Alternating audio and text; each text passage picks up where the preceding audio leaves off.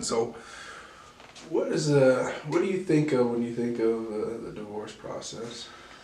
Well, honestly, the first thing that comes to my mind is just an awful lot of emotions and confusion and stress and anxiety for honestly everybody involved.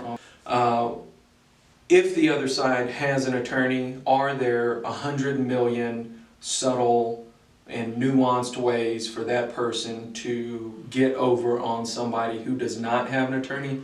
Absolutely.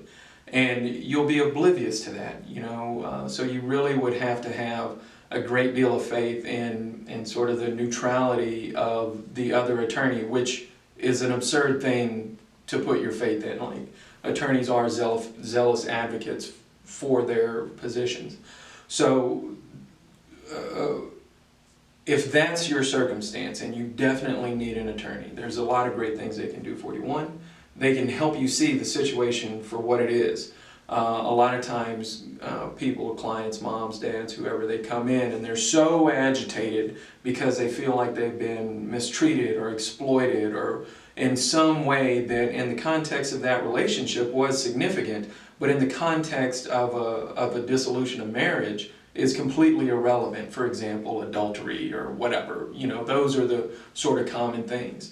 And when that is an element of the case or something similar, it can be real hard for the person kind of embroiled in it to make a reasonable decision or be objective about the evidence or have an understanding of how things can proceed in a reasonable way. And so an attorney is just absolutely essential for helping someone see a situation for what it is, manage it effectively, and help you get to the other side, in the best sort of emotional, financial position that you can get to.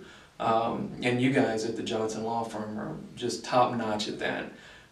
You've got such a great way of being level-headed and reasonable, and really making sure that you take care of your clients without destroying the whole family. And I mean, because there are certainly the sorts of attorneys out there and the sorts of situations out there where mom and dad are just at each other's throats, and guess what, they got 10 more years of trying to raise this child, but they just spent the last year fighting with each other in the nastiest ways, and now guess what's going to happen with these next 10 years? It's going to be more of the same.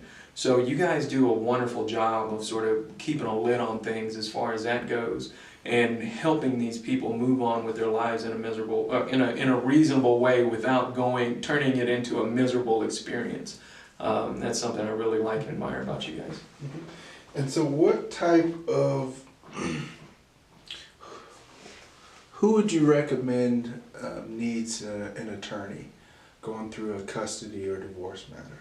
So anybody who's feeling overwhelmed by the process definitely needs an attorney. I mean, there's a reason that it costs so much to do this. This is not simply a matter of pushing papers and whatnot. There's a lot of legal analysis that goes into this. There's a lot of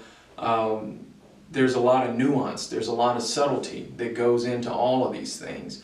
And of course, you can muddle your way through it if that's the situation you're in, but you're unlikely to get the best result for yourself, to set yourself up in the long term, to make sure all of your financial needs are met in the long term to the extent that's possible within the dynamics of the case, to make sure that you have an understanding about the co-parenting responsibilities that you're going to be embarking on.